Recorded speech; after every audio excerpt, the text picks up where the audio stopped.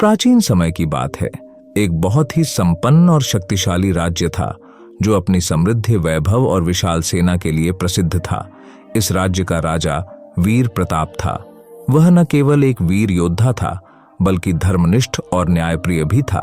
परंतु उसके हृदय में एक प्रश्न सदैव घूमता रहता था, इस संसार में सबसे बड़ा धर्म क्या है?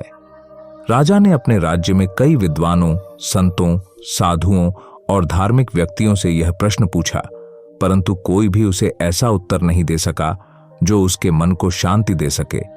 कुछ लोग कहते सत्य ही सबसे बड़ा धर्म है, तो कुछ कहते करुणा ही सबसे बड़ा धर्म है। किसी ने कहा ईश्वर की पूजा ही सबसे बड़ा धर्म है। राजा ने इन सभी उत्तरों को सुना, परंतु उसके मन की जिज्ञासा शांत न हुई। एक दिन राज्य के एक वृद्ध मंत्री ने राजा से कहा, महाराज, हमारे राज्य से दूर एक महान साधु रहते हैं। वे सत्य और धर्म के परम ज्ञाता हैं। उन्हें महात्मा साधु परमेश्वर कहा जाता है। वे एक साधारण कुटिया में रहते हैं और संसार की मोह माया से दूर रहते हैं। यदि आप सच में अपने प्रश्न का उत्तर पाना चाहते हैं तो उनके पास जाकर अपनी जिज्ञासा शांति कीजिए। राजा ने तुरंत निर्णय लिया कि वह स्वयं साधु परमेश्वर से मिलने जाएगा। उसने अपने मंत्री से कहा, मैं साधारण वेशभूषा में जाऊंगा ताकि साधु मुझे पहचान न सकें और मैं एक सामान्य व्यक्ति के रूप में उनसे मिल सकूं। अगले दिन राजा ने एक साधारण वस्त्र धारण किया, सिर पर केवल एक साफ कपड़ा बांधा और बिना किसी सैनिक या सेवक के साधु परमेश्वर की कुटिया की ओर चल पड़ा। उसकी यात्रा कठिन थी। मार्ग में ऊंचे नीचे पहाड़, घने जंगल और तेज धारा वाली नदियां आईं, परंतु राजा का संकल्प अडिग था। उसे किसी भी हाल में साधु परमेश्वर से मिलना था। लगभग 2 दिन की कठिन यात्रा के बाद राजा आखिरकार उस स्थान पर पहुंचा जहां साधु परमेश्वर रहते थे। वहां एक शांत वातावरण था। चारों ओर पेड़, पक्षियों की चहचहाहट और हवा में शांति का अनुभव हो रहा था। साधु की कुटिया एक पहाड़ी के शीर्ष पर थी और उनके चारों ओर केवल प्रकृति ही थी।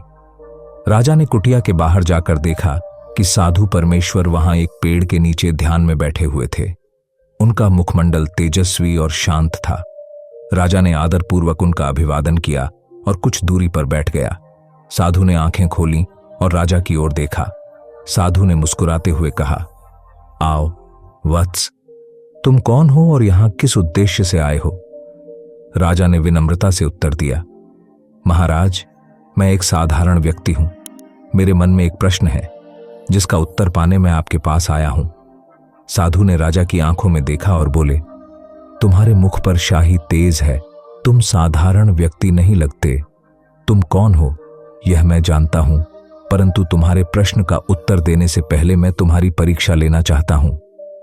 राजा चौंक गया, परंतु उसने विनम्रता से कहा, आप जो भी परीक्षा लेना चाहें मैं उसके लिए तैयार हूं। साधु ने कहा, अच्छा तो सुनो। पास ही एक गांव है जहां लोग बहुत गरीब हैं। उन्हें रोज खाने के लिए संघर्ष करना पड़ता है। मैं चाहता हूं कि तुम अगले 7 दिन उस गांव में रहो, उन लोगों की सेवा करो और उनकी समस्याओं का समाधान निकालने की कोशिश करो। अगर तुम यह कर सको तो मैं तुम्हें तुम्हारे प्रश्न का उत्तर दूंगा। राजा ने साधु की बात मान ली और गांव की ओर चल दिया। जब राजा गांव पहुंचा तो उसने देखा कि वहां के लोग सचमुच बहुत गरीब थे। उनके पास न तो पर्याप्त भोजन था, न ही कपड़े और न ही रहने के लिए सुरक्षित घर। राजा को यह देखकर बहुत दुख हुआ। उसने गांव के बुजुर्गों से बात की और उनकी समस्याओं को समझा। राजा ने गांव के लोगों की मदद करने के लिए तुरंत कार्य शुरू किया। उसने अपने कुछ पैसे गांव के विकास के लिए लगाए। उसने खेतों में काम किया, लोगों को अपनी खेती में सुधार करने की सलाह दी और उनके बच्चों को शिक्षा दिलाने के लिए एक छोटा स्कूल भी बनवाया। उसने ग्रामीणों को सिखाया कि वे आपस में मिलजुल कर कैसे एक दूसरे की मदद कर सकते हैं। गांव के लोग राजा से बहुत प्रभावित हुए। उन्होंने उसे अपने जीवन का हिस्सा मान लिया। राजा ने अगले 7 दिन गांव में बिताए और उन्हें एक नई दिशा दी। अब गांव के लोग अधिक खुश और संतुष्ट थे। 7 दिन बाद राजा वापस साधु परमेश्वर के पास गया और उनके चरणों में बैठ गया। साधु ने मुस्कुराते हुए पूछा, वत्स, तुमने गांव में क्या अनुभव किया? राजा ने विनम्रता से उत्तर दिया, महात्मा जी, मैंने सीखा कि जब हम दूसरों की सेवा करते हैं तो हम सच्ची संतुष्टि और शांति प्राप्त करते हैं। सेवा करने से ही हम अपने जीवन को सार्थक बना सकते हैं। साधु ने सिर हिलाते हुए कहा, तुम्हारी यह सीख महत्वपूर्ण है, परंतु यही पूर्ण उत्तर नहीं है। अब सुनो, मैं तुम्हें तुम्हारे प्रश्न का उत्तर देता हूं। साधु ने एक गहरी सांस ली और कहा, इस संसार में सबसे बड़ा धर्म मानवता है। जब तुम किसी भी व्यक्ति, चाहे वह गरीब हो या धनी, निर्बल हो या सबल, उसकी सहायता करते हो, उसकी पीड़ा को कम करते हो, तभी तुम सच्चे धर्म का पालन कर रहे हो। सभी धर्म, चाहे वे किसी भी रूप में हों, अंततः मानवता की सेवा करने का ही संदेश देते हैं। जब तुमने गांव में लोगों की सेवा की, तुमने सबसे बड़े धर्म का पालन किया। राजा के मन में अब सब स्पष्ट हो चुका था। उसने महसूस किया कि यह वही उत्तर था जिसकी उसे तलाश थी, परंतु उसे इस उत्तर को अनुभव करना पड़ा, समझना पड़ा। केवल पुस्तकों में पढ़कर या उपदेश सुनकर वह इस सत्य को नहीं जान सकता था। राजा साधु के उत्तर से अत्यधिक प्रभावित हुआ और उसने उनके चरणों में प्रणाम किया। उसने सोचा कि अब वह अपने राज्य को भी इस ज्ञान का भागीदार बनाएगा। राजा ने साधु से अनुमति ली और अपने राज्य की ओर चल पड़ा। जब वह वापस अपने महल पहुंचा तो उसके मंत्री और दरबारियों ने उसका स्वागत किया। उन्होंने देखा कि राजा के चेहरे पर एक अनोखी शांति और संतोष था। यह वही वीर प्रताप था, परंतु अब वह केवल एक वीर राजा नहीं था, बल्कि एक सच्चा धर्मपरायण व्यक्ति भी था। राजा ने अपने राज्य में बड़े पैमाने पर सुधार करने का निर्णय लिया। उसने जनता के लिए शिक्षा, स्वास्थ्य और भोजन की व्यवस्था को बेहतर बनाने के लिए नए कानून बनाए। उसने गरीबों के लिए आश्रय स्थल बनवाए और हर व्यक्ति की समस्याओं का व्यक्तिगत रूप से समाधान करना शुरू किया। राजा ने यह घोषणा की कि अब से राज्य का सबसे बड़ा धर्म मानवता होगा और जो भी व्यक्ति किसी दूसरे व्यक्ति की मदद करेगा, उसे राजा की ओर से सम्मानित किया जाएगा। राज्य में यह संदेश तेजी से फैल गया कि सबसे बड़ा धर्म मानवता है। लोग अब एक दूसरे की मदद करने लगे। कोई भी व्यक्ति भूखा नहीं सोता था, कोई भी व्यक्ति शिक्षा से वंचित नहीं रहता था और हर व्यक्ति अपने पड़ोसी का ध्यान रखता था। राज्य अब और भी समृद्ध हो गया, परंतु अब उसकी पहचान उसकी संपत्ति से नहीं, बल्कि उसकी मानवता से थी। समय बीता और राजा वीर प्रताप वृद्ध हो गया। एक दिन उसने अपने दरबार में सबको बुलाया और कहा, अब मेरा समय समाप्त हो रहा है, परंतु मैं एक आखिरी आदेश देना चाहता हूं। जब मैं इस संसार से जाऊं तो मेरे लिए किसी बड़े स्मारक या महल का निर्माण न किया जाए। मेरी इच्छा है कि मेरे नाम पर एक सेवा संस्थान खोला जाए, जहां गरीबों, असहायों और पीड़ितों की मदद की जाए। यही मेरे जीवन का सबसे बड़ा उद्देश्य था और यही सबसे बड़ा धर्म है। राजा की यह इच्छा सुनकर सभी दरबारी भाव विभोर हो गए। राजा वीर प्रताप ने अपने जीवन के अंतिम दिनों में भी मानवता की सेवा का संदेश दिया और अंततः इस संसार से विदा हो गया। राजा वीर प्रताप की इस कहानी से हमें यह शिक्षा मिलती है कि सच्चा धर्म केवल पूजा, अनुष्ठान या धार्मिक क्रियाकलापों में नहीं है। सच्चा धर्म है मानवता की सेवा करना, दूसरों की पीड़ा को कम करना और समाज में प्रेम, करुणा और एकता को बढ़ावा देना। राजा वीर प्रताप ने अपने जीवन के माध्यम से इस महान सत्य को अनुभव किया और अपने राज्य में इसे फैलाया। जब हम अपने आसपास के लोगों की मदद करते हैं, उन्हें खुशियां प्रदान करते हैं, तभी हम सच्चे अर्थों में धर्म का पालन करते हैं। यही संदेश हमें साधु परमेश्वर ने दिया और यही सबसे बड़ा धर्म है। बहुत समय पहले की बात है। हिमालय के घने जंगलों के बीच एक साधु रहा करते थे। उनका नाम स्वामी महादेव था।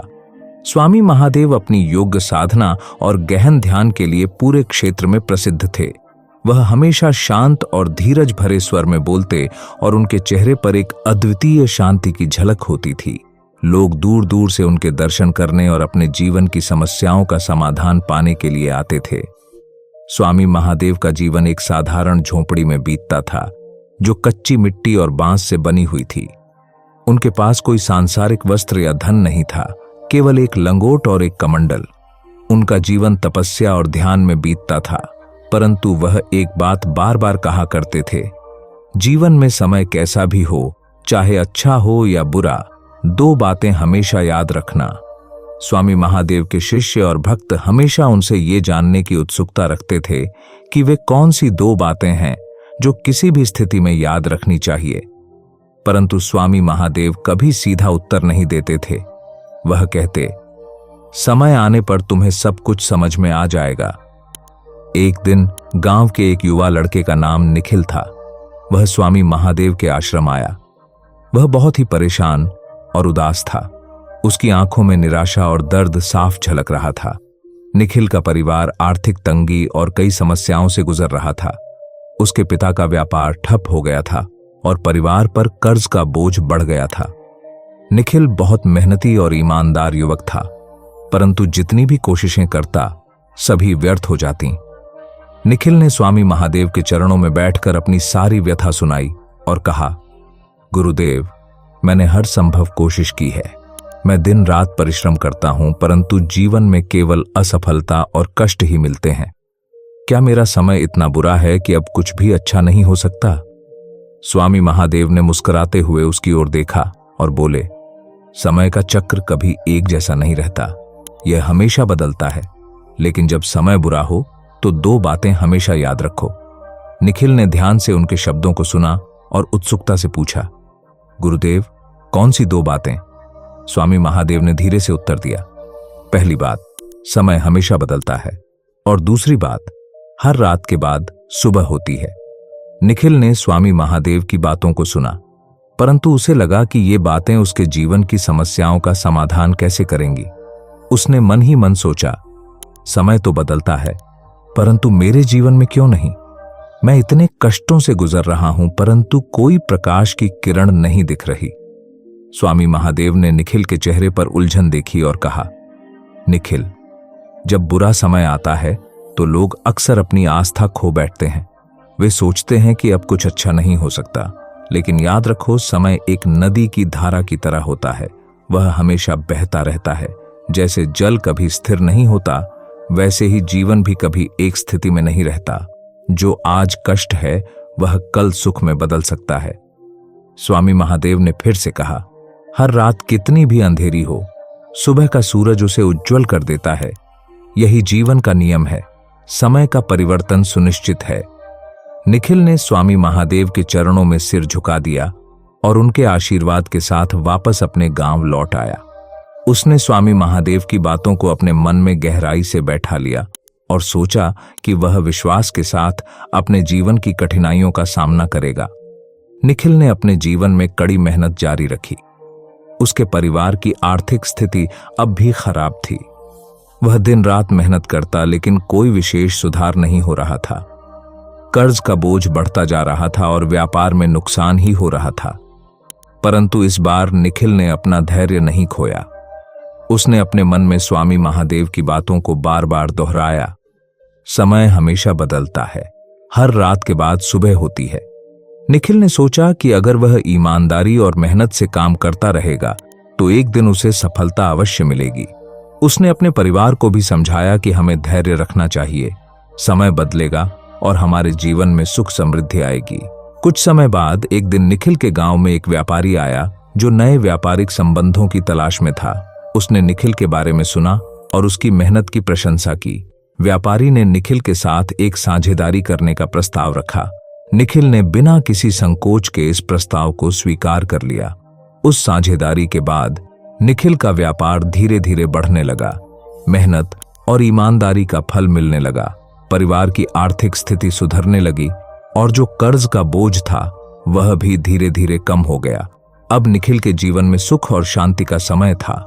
उसने कठिनाइयों का सामना धैर्य और विश्वास से किया था और अब वह सफलता की ओर अग्रसर था। कुछ समय बाद निखिल अपने बदले हुए जीवन के साथ स्वामी महादेव के पास पुनः आया। वह स्वामी महादेव के चरणों में झुककर बोला, गुरुदेव, आपकी दी गई दो बातें मेरे जीवन की सबसे बड़ी सच्चाई बन गईं। आपने कहा था कि समय बदलता है और हर रात के बाद सुबह होती है। मैंने धैर्य और विश्वास रखा और आज मैं अपनी समस्याओं से बाहर आ गया हूं। आपने मेरी दृष्टि को बदल दिया। स्वामी महादेव मुस्कुराए और बोले, निखिल, यह सत्य केवल तुम्हारे लिए नहीं है, यह जीवन का नियम है। समय कभी एक जगह ठहरता नहीं है। जब बुरा समय आता है तो हमें विश्वास रखना चाहिए कि वह बदलेगा, और जब अच्छा समय हो तब भी हमें विनम्र और सतर्क रहना चाहिए, क्योंकि समय का चक्र निरंतर घूमता है। उन्होंने निखिल को समझाया कि जीवन में चाहे कोई भी स्थिति हो, हमें इन दो बातों को कभी नहीं भूलना चाहिए। स्वामी महादेव की ये शिक्षाएं निखिल के जीवन का आधार बन गई। उसने अपने व्यापार में बड़ी सफलता हासिल की, परंतु कभी अभिमान नहीं किया। वह जानता था कि समय स्थिर नहीं रहता। उसने जीवन की हर परिस्थिति में धैर्य और विश्वास बनाए रखा। गांव के लोग निखिल की सफलता और उसकी विनम्रता से बहुत प्रभावित हुए। लोग उससे प्रेरणा लेने लगे और उसकी कहानी सुनकर जीवन की सच्चाइयों को समझने लगे। निखिल ने भी अपने जीवन के अनुभवों से दूसरों को प्रेरित करना शुरू कर दिया। वह अक्सर स्वामी महादेव की बातों को दोहराता, समय कितना भी बुरा हो, दो बातें याद रखना, समय हमेशा बदलता है और हर रात के बाद सुबह होती है। जीवन में कठिनाइयां आना स्वाभाविक है, परंतु धैर्य, विश्वास और सही दृष्टिकोण के साथ हर समस्या का समाधान संभव है। स्वामी महादेव की यह शिक्षा हमें सिखाती है कि बुरा समय हमेशा के लिए नहीं रहता। हमें धैर्य और विश्वास के साथ उस समय का सामना करना चाहिए और यह जानना चाहिए कि अच्छा समय भी आने वाला है। जीवन में चाहे कितनी भी समस्याएं हों, अगर हम इस सत्य को स्वीकार कर लें कि समय बदलता है और हर अंधेरे के बाद रोशनी आती है, तो हम किसी भी कठिनाई का सामना आसानी से कर सकते हैं। समय कितना भी बुरा हो, ये दो बातें हमेशा याद रखना, समय हमेशा बदलता है और हर रात के बाद सुबह होती है। यही जीवन का सबसे बड़ा सत्य है, जिसे समझकर हम जीवन के हर संघर्ष में विजय पा सकते हैं। किसी समय की बात है, एक गांव में एक साधु रहते थे। उनका नाम था स्वामी अज्ञानानंद। वे अपने जीवन में अत्यधिक संतुष्ट और स्थिर थे। उनके चेहरे पर हमेशा शांति की मुस्कान रहती थी, जो दूर से ही उनके भीतर की अपार शांति और ज्ञान को प्रकट करती थी। गांव के लोग उनके पास अक्सर अपनी समस्याओं का हल जानने आते और स्वामी जी उन्हें अपने साधारण लेकिन गहरे शब्दों में मार्गदर्शन करते थे। स्वामी अज्ञानानंद का जीवन बहुत सरल था। वे किसी भी प्रकार की भौतिक वस्त्राओं से दूर थे। एक छोटी सी कुटिया में रहते थे, जिसमें बस जरूरत की कुछ ही वस्तुएं थीं। एक साधारण चटाई, कुछ बर्तन और एक पुरानी पुस्तकों की पोटली। वे दिन भर ध्यान और साधना में लीन रहते थे। स्वामी जी को यह एहसास था कि मनुष्य की सभी समस्याओं का मूल कारण उसकी अपनी मानसिक स्थिति और बाहरी दुनिया पर उसकी निर्भरता है। गांव के लोग उनके पास आकर अक्सर यह कहते, स्वामी जी, मेरी जिंदगी में बहुत परेशानियां हैं। मैं इस व्यक्ति से दुखी हूं, उस व्यक्ति से नाराज हूं, मेरा काम नहीं हो रहा है और दुनिया बहुत कठिन है। स्वामी जी हमेशा शांत रहते और कहते, तुम सब कुछ छोड़कर केवल खुद पर ध्यान दो, दूसरों की चिंता करना छोड़ दो, केवल अपने काम पर ध्यान लगाओ, यही सच्चा मार्ग है। गांव में एक युवा लड़का था जिसका नाम रामू था। रामू एक मेहनती युवक था, लेकिन वह हर समय किसी न किसी परेशानी में उलझा रहता। कभी उसे अपनी शिक्षा की चिंता होती, कभी घर के कामकाज को लेकर नाराजगी। उसे हमेशा लगता था कि दुनिया उसके खिलाफ है। वह अपने दोस्तों और परिवार से निरंतर शिकायत करता रहता था। एक दिन रामू ने स्वामी जी के बारे में सुना और उनसे मिलने का निश्चय किया। वह साधु की कुटिया के पास पहुंचा और हाथ जोड़कर बोला, स्वामी जी, मैं बहुत दुखी हूं। मेरी जिंदगी में बहुत परेशानियां हैं। कोई भी मुझे समझता नहीं है और मैं हमेशा अकेला महसूस करता हूं। लोग मेरे साथ अच्छा व्यवहार नहीं करते और मेरी मेहनत का सम्मान नहीं करते। आप मुझे कुछ मार्गदर्शन दीजिए। स्वामी जी ने रामू को ध्यान से देखा। उनके चेहरे पर हल्की सी मुस्कान थी। वे जानते थे कि रामू की समस्या वही थी जो अधिकांश लोगों की होती है, बाहरी दुनिया पर अत्यधिक ध्यान और अपनी आंतरिक शक्ति की उपेक्षा। स्वामी जी ने रामू को पास बिठाया और कहा, बेटा, तुम्हारी सारी समस्याओं का हल तुम्हारे भीतर ही छिपा है। तुम दूसरों को बदलने की कोशिश कर रहे हो, परंतु सच्चाई यह है कि तुम्हें खुद को बदलने की आवश्यकता है। रामू ने पूछा, स्वामी जी, क्या इसका मतलब यह है कि मैं अपनी समस्याओं को नजरअंदाज कर दूं? स्वामी जी ने धीरे से सिर हिलाते हुए कहा, नहीं बेटा, इसका मतलब यह है कि तुम अपनी समस्याओं का हल बाहर ढूंढना बंद करो और अपने भीतर की शक्ति पर काम करो। लोग क्या कहते हैं, क्या करते हैं, इन सब पर ध्यान देना बंद करो। खुद पर काम करो, अपनी सोच को बदलो। जब तुम खुद पर काम करोगे तो दुनिया अपने आप बदलती हुई दिखेगी। स्वामी जी ने रामू को एक दिन विशेष प्रयोग करने को कहा। उन्होंने कहा, मैं तुम्हें एक काम बताता हूं। तुम एक दिन के लिए हर उस व्यक्ति से मिलो जो तुम्हें परेशान करता है, लेकिन उनसे कुछ भी कहने या शिकायत करने की बजाय बस उन्हें मुस्कान के साथ देखो और धन्यवाद कहो। रामू को यह विचार अजीब लगा। उसने सोचा, यह कैसे काम करेगा? मेरे दुश्मन, मेरे आलोचक और जो लोग मुझे नापसंद करते हैं, उन्हें मैं धन्यवाद कैसे कह सकता हूं? लेकिन स्वामी जी के कहने पर रामू ने यह प्रयोग करने का निर्णय लिया।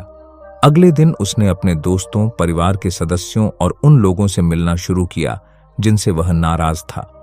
हर बार उसने मुस्कान के साथ उन्हें देखा और धन्यवाद कहा। यह देखकर हर कोई हैरान था, लेकिन रामू को अंदर से एक अजीब सी शांति महसूस होने लगी। शाम को रामू फिर से स्वामी जी के पास आया। वह थोड़ा उलझन में था, लेकिन उसकी आंखों में चमक थी। उसने कहा, स्वामी जी, मुझे आज अजीब अनुभव हुआ। मैंने सभी को धन्यवाद कहा और किसी ने कोई बुरा व्यवहार नहीं किया। वे सभी हैरान थे और कुछ तो मेरे साथ अच्छा व्यवहार करने लगे, लेकिन फिर भी मैं पूरी तरह समझ नहीं पाया कि आपने मुझे यह करने को क्यों कहा।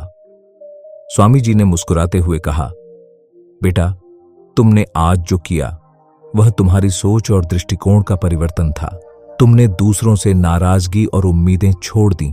तुमने खुद पर ध्यान केंद्रित किया और अपने दृष्टिकोण को बदला।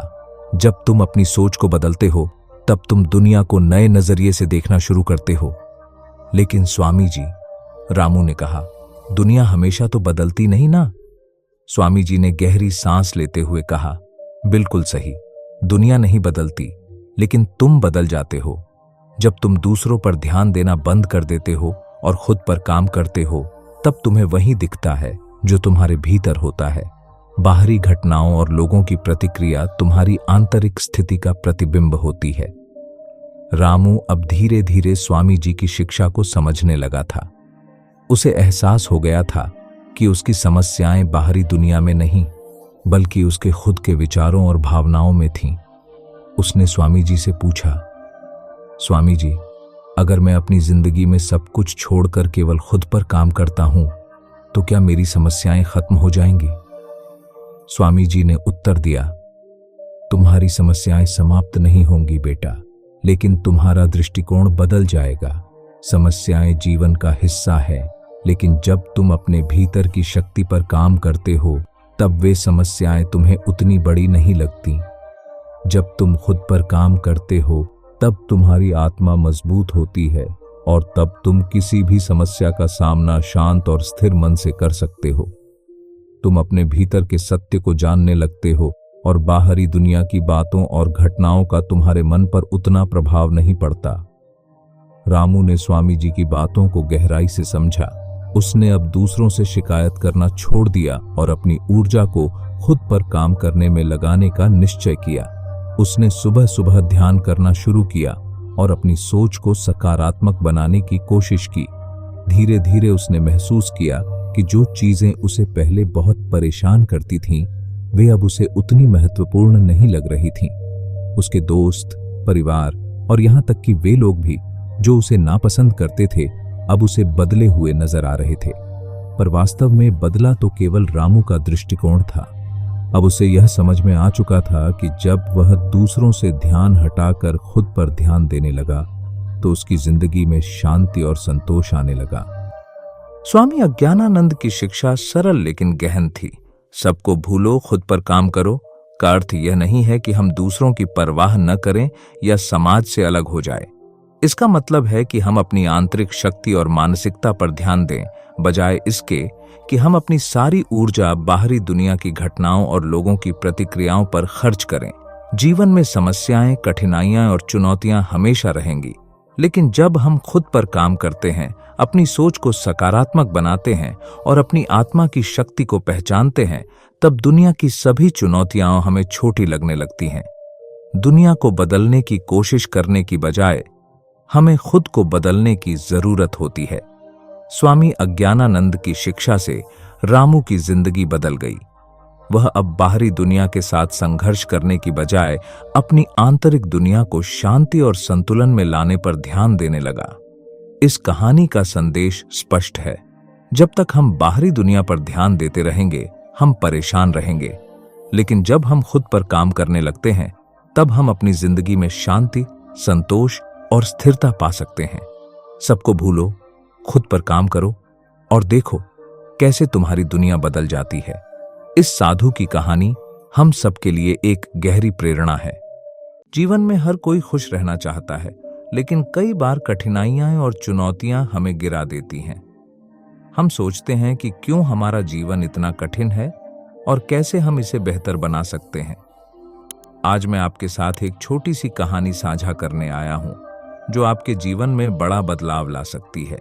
यह कहानी है एक छोटे गांव के एक युवक की, जिसका नाम अर्जुन था। अर्जुन एक बहुत ही परिश्रमी और ईमानदार व्यक्ति था, लेकिन उसके जीवन में लगातार मुश्किलें आ रही थीं।